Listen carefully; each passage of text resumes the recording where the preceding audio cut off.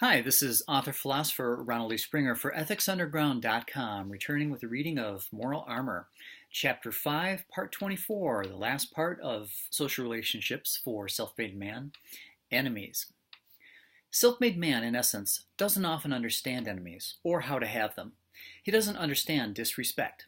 He doesn't understand the justification for negativity between rational beings, or what he supposes them to be. The nature of his own consciousness does not prepare him for the irrational. With his life's focus on generating and directing his own energy, their plotting hatred, jealousy, and parasitism is inconceivable, a complete waste of resources.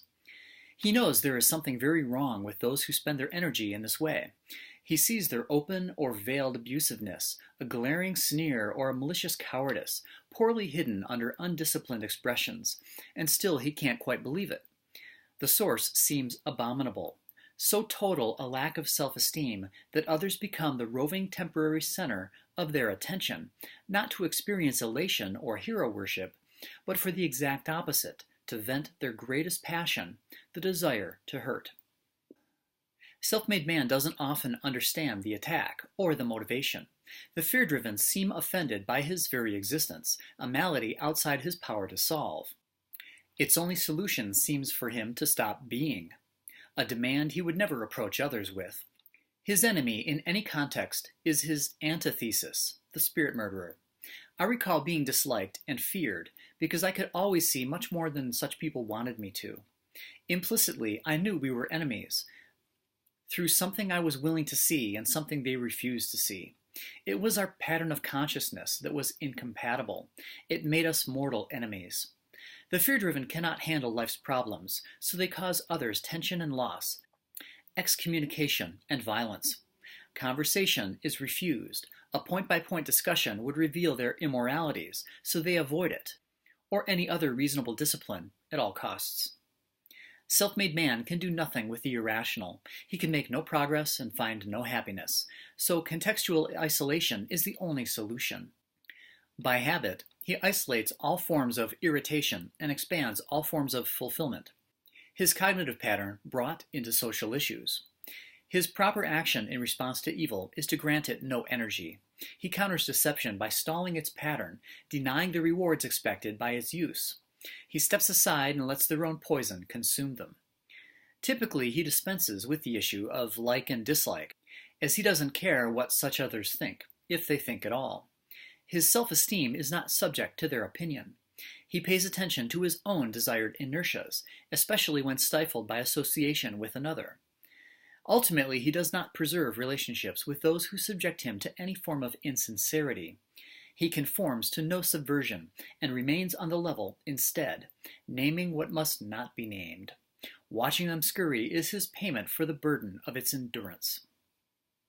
He demands the natural freedom that all human beings require in order to function, just as he grants and fosters it in others. He demands civility and the fostering of virtue, or removes himself from their path of destruction at once. When he is cornered with no chance of escape, he fights for his life, in premise as well as body, whether it takes place in a courtroom or on the street. Death premises never get away with an uncontested acceptance.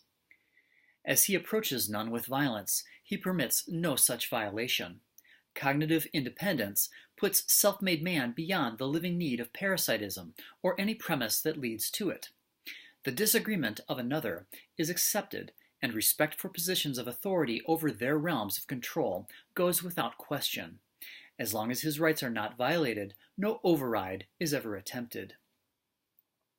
His response to those violating proper boundaries is self-defense, period, of himself and others, physically and spiritually.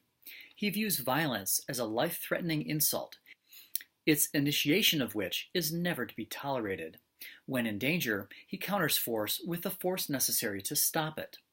Only those choosing force and its variants as a means of their physical and spiritual sustenance are the damned, never those who defend their right to life when it is threatened. Well, that's all for now. Next up, we start Chapter 6, Passionate Expressions. I split these videos up by subject of interest so you could find moral armor and then perhaps go through the whole thing for free. Why? To help create a leader in every life. Sound civilization stair-steps up from sound coherence to sound individual to productive groups of mature individuals. Self-hatred drives fear-driven people in our world to wipe out individuality, so we need moral armor to protect the future of mankind.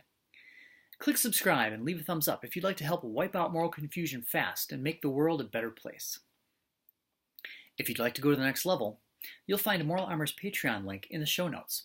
Your support is most appreciated. Thanks for watching. See you next time.